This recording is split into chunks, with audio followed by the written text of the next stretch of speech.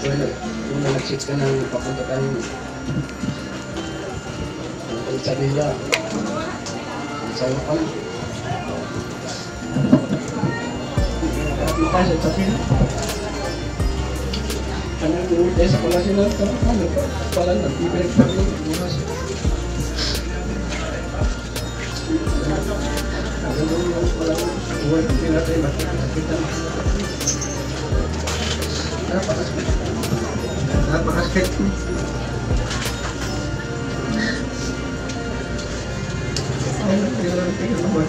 Nakakalausap ko ngayon.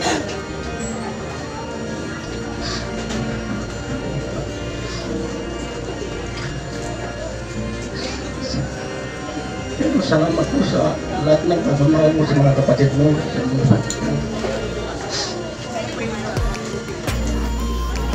Hindi ka namin makakalimutan sa mga ginawang kabutihan.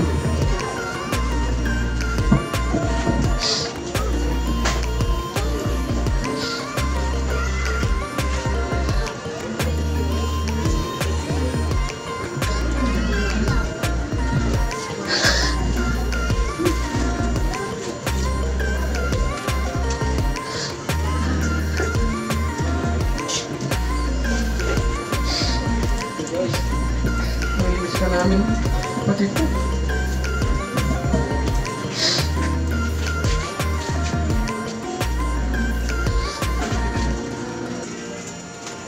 Ano po kayo dito? Para mag-testify po kayo sa naging buhay ng inyong kapatid po nung sa ipo ay nabubuhay pa. Papunta mo rito, Sister Ella.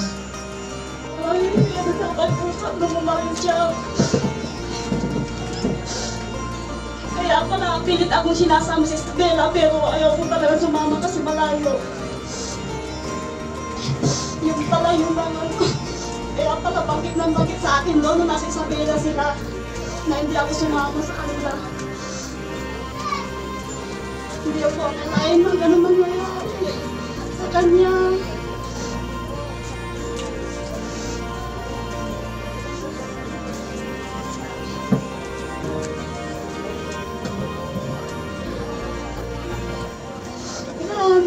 Saan ka naroon na ngayon? Mahal kita, hindi ka nakakalimutan ka.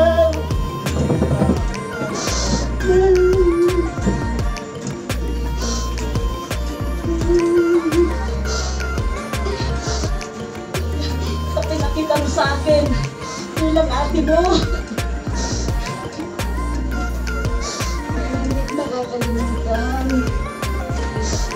Kaso lang, napaga ka kasi. Nung ako na may sakit, ikaw ang tumulong sa akin. Ikaw pa lang palaging nakagabay sa akin. Ikaw palaging nagsasabi sa akin na kaya mo yan. Malagpasan mo yan, ate. Sabi mo sa akin. Sinusumuso ko na ako talaga noon nung may sakit ako.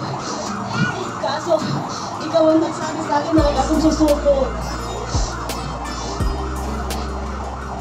Yun. Ang sakit-sakit.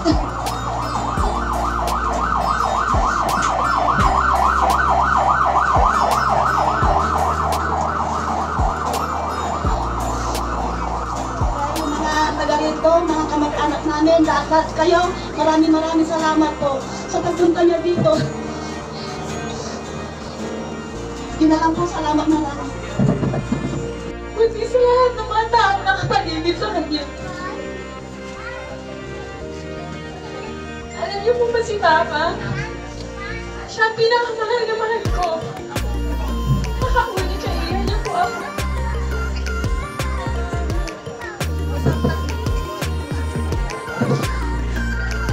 Talaga makapapa po talaga ako.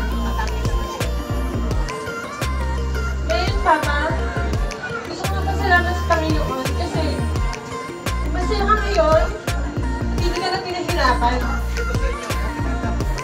Proud na proud ako dahil ang dami ng mga nakahal sa'yo. Hindi lang kami lahat. Si Papa, lagi mo na nagpapatahan sa akin sa tuwing umiiyak ako. Si Papa, ang lagi nauuna sa tuwing ina-achieve ako.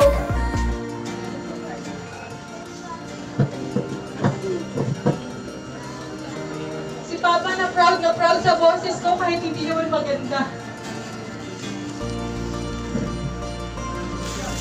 Alam ko, parang nilalakas sa may loob ko. Kahit alam mo, iyakin ako. Sa 30 years pa, maraming salamat sa pag-aalaga sa amin at pag-aaruga sa aming mga magkakapatid.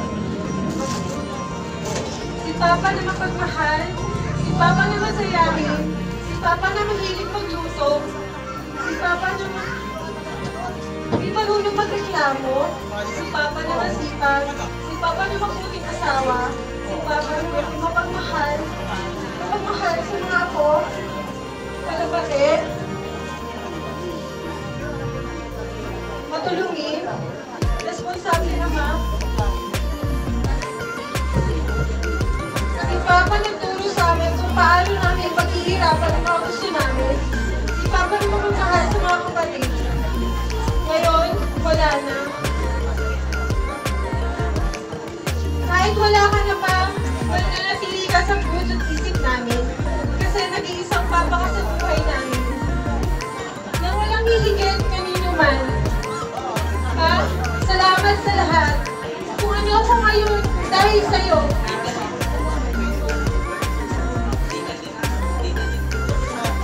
Dahil pinalaki mo ako magpagmahal. Magpagmahal na anak, mapagbigay at may respeto. Alam mo ba, ito yung pinakatakutan ko sa lahat eh. Yung mawala ka. Kasi kahit di ba may buhay ko. Pero kailangan kong tanggapin. Kasi si Lord ang nag-desisyon sa buhay na meron ka ngayon.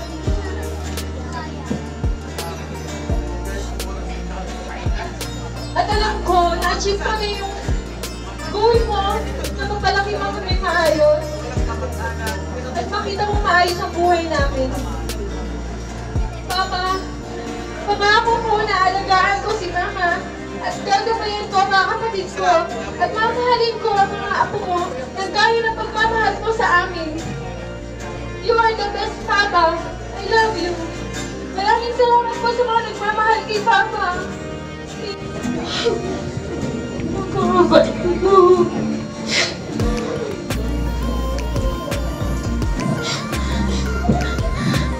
Ngayon ako naka-experience na complete na pamilya. Pero nabalong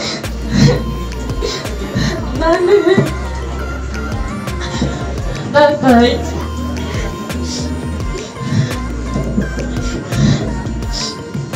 Ito na nga, hindi pinagkakaloob ni Lord sa akin na magkaroon ako ng mahabang panahon para sa mga tatay. Salamat pa kasi sobrang mapagmahal ko sa mga apo ko. Yun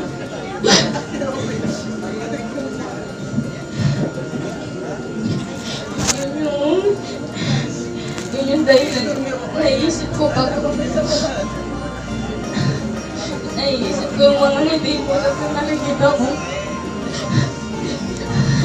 Nakikita mo yung mga apo mong naglalaro, sumasayaw, tuwan-tuwa ka. Pero at least, nabigyan naman kita ng minimum.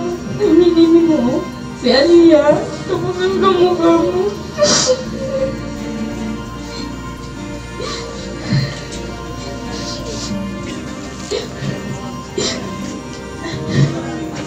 Napangako ko sa'yo pa, mamahalin si Mama kahit madalas maldita ako. Pero mahal ko si Mama. At kasi din sa'yo pa, ikaw yung taong hindi showy. Tahimik ka pero ramdam na ramdam namin yung pagmamahal mo. Promise ko din sa'yo na aalagaan ko si Gilbert. Kasi nung unang tanong mo sa akin nung dinala ko ni Gilbert Bigay, kung mahal ko ba siya, ayun ang unang tanong mo sa akin. Paninindigan ko yung parang buwan. At aalagaan ko yung mga apo mo. Yun lang po. Salamat po.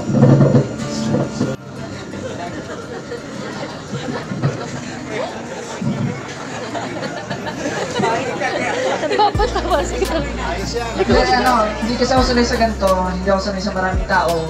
Mag-isa lagi. Pero si Papa, kasama ko lagi yan. Sa bahay nga lang. Hindi, maraming salamat sa inyo. Ang dami nyo. Kasi kapag konti, yung syempre, maraming kaibigan si Papa, kaya maraming tao. Diba? Dapat pasaranin na si Maman eh. Sa totoo lang. De, pero paano ba to? Hindi ko alam paano mag-umpisa kasi si Papa andyan sa akin eh. Paano mag-umpisa ngayon? Wala na si Papa. Kaya paano mag-umpisa?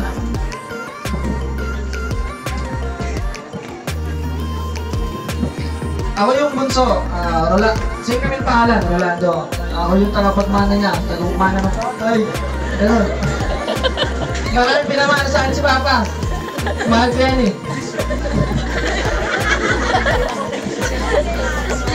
Kasi naman, hindi ako sa na-enjoy talaga siya. Sorry po.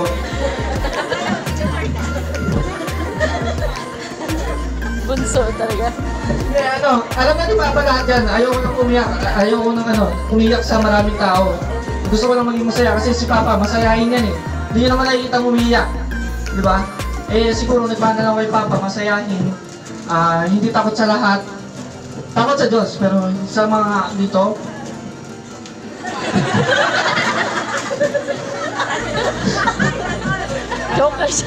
Joke kasi, ano dyan